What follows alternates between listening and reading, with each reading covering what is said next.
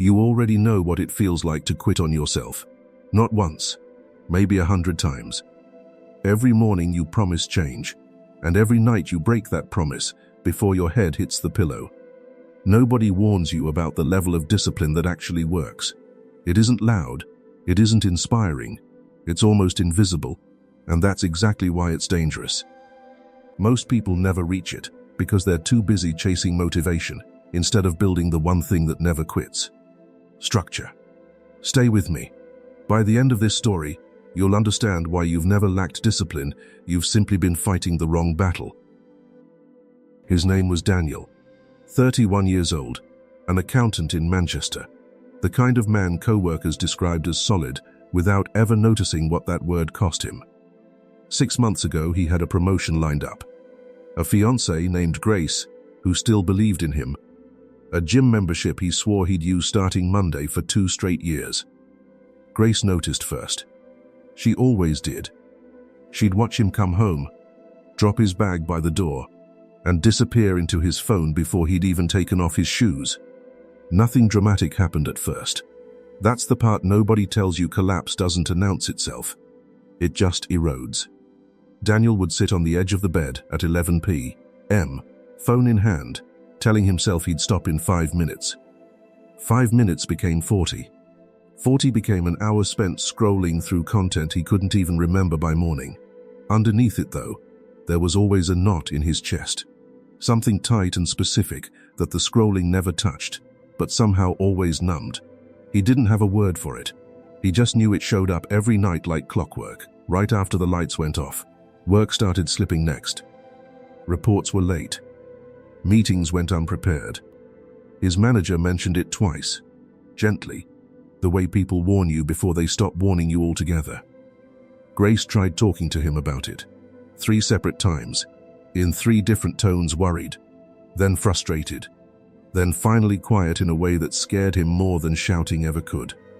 "I don't think you're actually here anymore," she told him one night, sitting across the kitchen table with her arms folded. He said all the right things. He meant them too in the moment, the way people always mean promises made right after they've almost lost something. But 2 weeks later, nothing had changed. The phone still came out. The knot still showed up. The 5 minutes still became an hour. Then came the morning his manager called him into a small glass office and used the word restructuring. Daniel understood exactly what that word actually meant. He walked home that day, past shop windows he didn't see, past people he didn't hear, carrying a box with a stapler and a photo frame inside it. Grace was gone by the time he unlocked the door. "Not forever, just for the weekend," she said, to give him space to think. He knew, somehow, that space was going to stretch longer than a weekend. That night, alone in an apartment that suddenly felt enormous, Daniel sat on the same bed where the whole thing had started. Phone in hand, not in chest. Nothing left to lose, and nowhere left to hide from what he'd become. He didn't know it yet, but a chance conversation with an old friend from university, a man who now taught something called Krav Maga, 2 nights a week, was about to hand him the one thing no motivational video ever had. Not a pep talk, a method. The friend's name was Marcus. They'd lost touch years ago, the way most university friendships do. But a mutual contact had passed along Daniel's number after hearing he was going through it. Marcus didn't call to check in. He texted one line, "Come to the gym Wednesday. Wear something you don't mind sweating in." Daniel almost didn't go. Part of him wanted to stay on that bed and let the knot win. But desperation has a way of dragging you places logic never could. The gym was smaller than he expected, tucked above a laundrette, with mats that had clearly seen 20 years of use. Marcus was already there, wrapping his hands, not even looking up when Daniel walked in. "You look like someone who's been running from something," Marcus said. "I don't even know what I'm running from anymore." Marcus finally looked up. "That's the first honest thing you've said in years, probably." He didn't ask about the job. He didn't ask about Grace. Instead, he asked a question that caught Daniel completely off guard. "When you reach for your phone at night, what are you trying to make disappear?" Daniel didn't answer right away. The question sat there, heavier than it had any right to be for something so simple. "I don't know," he finally said. "Maybe the feeling that I'm behind, that everyone else figured something out I never did." Marcus nodded slowly, like he'd heard some version of that answer 100 times before. He walked to a shelf, pulled down a worn notebook, and set it on the mat between them. "There's an idea from old Japanese martial arts," he said. Shuha-ri. 3 stages every student passes through before they actually master anything. He tapped the first word. Shu means obey. You follow the form exactly. No changes, no shortcuts, no deciding you know better after one good week. Daniel frowned. That sounds like the opposite of freedom. It is, for now. Freedom without a foundation just collapses. You've tried that already, haven't you? Big promises, no structure underneath them. Daniel didn't answer. He didn't need to. Marcus continued, explaining that Ni researchers there studied rats running through a maze, chasing a piece of chocolate at the end. At first, their brains fired, constantly exploring, calculating, deciding at every turn. Something changed as the rats learned the route. The non-stop firing collapsed into 2 short bursts. One at the start, one at the reward. Everything in between went quiet, like the brain had stopped paying attention to its own actions. "That's a habit," Marcus said, closing the notebook. "Not weakness. An optimization. Your brain compressed the whole routine into one automatic package, so it wouldn't have to think anymore." Daniel looked at his hands. "So the phone thing isn't really about the phone. No, it's about the 2 seconds before you pick it up.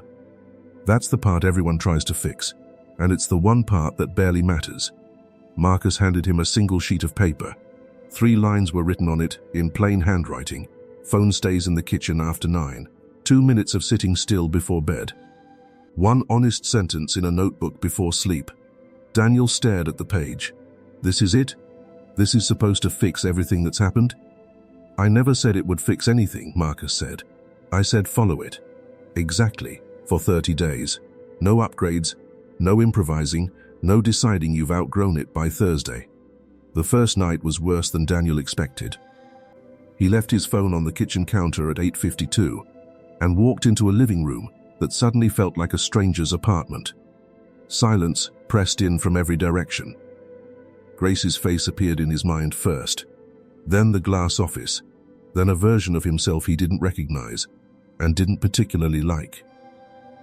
He sat down anyway. 2 minutes felt like 20. His hands wanted the phone so badly they actually ached, a sensation he hadn't expected and couldn't fully explain. Somewhere around the 90-second mark, though, something small happened. He noticed the discomfort had a shape. It wasn't an endless black hole, it was specific, nameable, survivable. He wrote 1 sentence in the notebook before bed. "I sat with it for 2 minutes. It didn't kill me." By the 7th night, the ritual had started to feel almost normal, right up until the obstacle Marcus never warned him about arrived. A message from Grace lit up the kitchen counter at 9:14 p.m., 3 days early, breaking the exact rule that was supposed to protect him. Every cell in Daniel's body screamed to break the form, grab the phone, read the message. Chase the relief he knew was waiting on the other side of that screen. He stood frozen in the kitchen doorway, hand halfway to the counter, caught between 2 versions of himself, the one who always gave in, and the one he was, apparently, still deciding whether to become. But he did. He walked in expecting a lecture. Instead, Marcus looked at him and asked, "Did you go back to the form the next night?" "Yeah, I did." "Then you understand something most people never learn. Falling isn't the failure. Not returning is." Marcus pulled out a research paper he'd printed years ago, the pages soft from handling. A study out of University College London had tracked how long it actually takes a new behavior to become automatic. The popular number 21 days turned out to be a myth, with no real evidence behind it. The true range was 18 to 254 days, depending on complexity. And buried inside that same study was a detail almost nobody quotes. Missing a single day barely affected the outcome. Consistency over time mattered far more than perfection on any given day. "Your relapse on day 9, Marcus said, means nothing statistically. What matters is what happened on day 10. Something in Daniel loosened slightly, hearing that. Weeks moved forward. The list grew, 3 new items added once the first 3 stopped requiring effort. A glass of water before anything else in the morning. 3 slow breaths before opening his eyes. Naming, out loud, whatever had triggered the pull that day. By day 40, Daniel noticed something strange in his own kitchen. He'd already finished his glass of water before he'd even registered picking it up. His hand had moved on its own, the same way it once reached for his phone without thought. The brain optimizing again, just pointed somewhere else now. He mentioned this to Marcus, almost embarrassed by how small it sounded. Marcus didn't smile, exactly, but something in his face shifted. That's not small. That's the entire method working exactly as it should. I still slipped twice last week. You'll slip again. That's not the part that matters. Marcus tapped the paper. What matters is the second between the urge and your answer to it. That gap is new. You built it. Nobody can take it back from you now. Daniel didn't feel triumphant. He felt something quieter, something closer to trust. The kind that comes only from evidence, not belief. He went home that night, and for the first time in longer than he could remember, the silence in his apartment didn't feel like something to escape. A month later, Grace came back to collect the rest of her things. She wasn't planning to talk long. She'd already said what needed saying, and moving boxes felt safer than another conversation that might not go anywhere. Daniel helped her carry a lamp down to her car. Neither of them said much until she paused by the driver's door. "You seem different," she said. "Not warm exactly, just observant. I've been working on something." "What, therapy?" "Sort of. A method. Nothing dramatic." She studied him for a second longer than felt comfortable, then got in the car and drove off. Daniel stood in the driveway a while, waiting to feel the old knot tighten in his chest. It came, smaller than before, but it came. He didn't reach for his phone. He walked back inside, sat for his 5 minutes, and let it pass through him instead of around him. That week hit harder than any before it. The breakup felt final now, not just paused. Job hunting had turned into a string of rejections that arrived in the same flat email format, over and over. One night, after the 4th rejection in a single day, Daniel broke the form completely, 3 hours lost to his phone, a takeaway he didn't remember ordering, and a silence afterward that felt worse than any night before the gym. He almost didn't go back to Marcus that week. Shame does that. It convinces you the setback proves you were never really changing at all. But he went. Marcus took one look at him and said, "Rough week. Rough month, actually. Tell me the truth. Did you go back to the list even once after that night?" Daniel thought about it. The next morning. "I drank the water. Then nothing broke. You just had a hard day inside a system built for hard days." Marcus explained something Daniel hadn't understood until that exact moment, that the old habit never actually disappears. Neuroscientists studying those same maze rats had found this out the hard way. Rats that had learned a new path still carried the original neural pattern, fully intact underneath it, dormant but never erased. Stop practicing the new path long enough, and the old one resurfaces almost instantly. "Habits don't die," Marcus said. "They sleep." Daniel felt the weight of that sink in slowly. So this never actually ends. No, but that's not the bad news you think it is. It means the version of you that fell apart this year isn't gone forever either. It's just not in charge anymore, as long as you keep choosing the other path more often than not. Something shifted in Daniel then, quiet and undramatic. Not relief, exactly, something steadier than that. He didn't need the old life back. He'd built something that didn't depend on Grace staying, or the job working out, or any single night going perfectly. He'd built proof, on paper, in his own handwriting, that he could keep a promise to himself even when nobody was watching, and nothing was going right. That was never something anyone could hand him. He dug it out himself, one small night at a time. 2 months in, Daniel noticed something he hadn't expected. Boredom. Real, unglamorous boredom. Sitting in the middle of his evenings, where the phone used to live, he mentioned it to Marcus almost as a complaint. Nights feel empty now, like there's a hole where the noise used to be. Marcus didn't look concerned. Good, that hole was always there. The noise just covered it. Daniel sat with that answer longer than he expected to. He wrote in his notebook that night, "Maybe I wasn't bored before. Maybe I was just distracted from being bored." The list had grown again by then.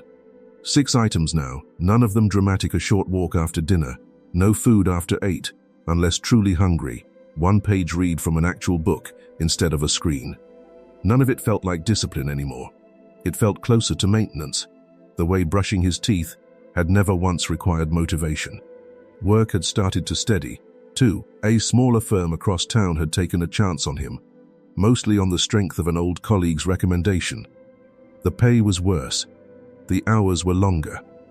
But something in Daniel showed up to that first week differently than he had shown up to anything in over a year.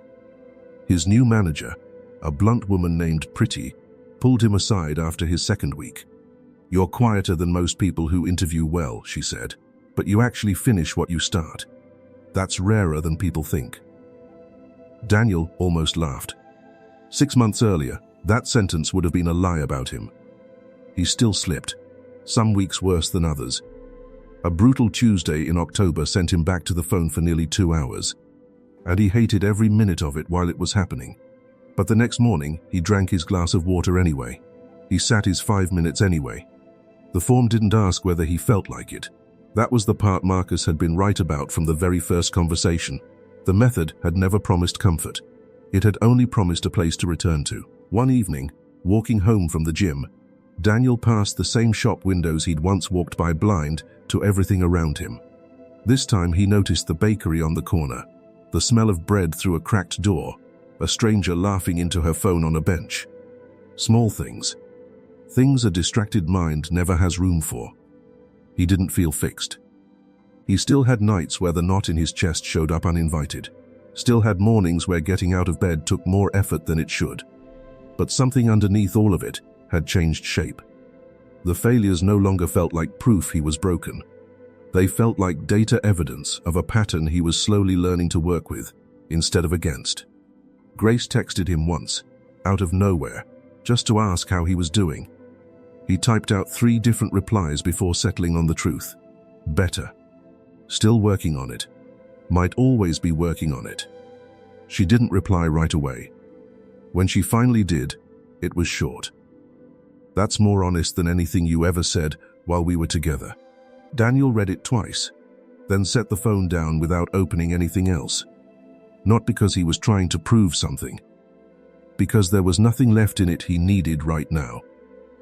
9 months from that first night with Marcus, Daniel isn't a different person.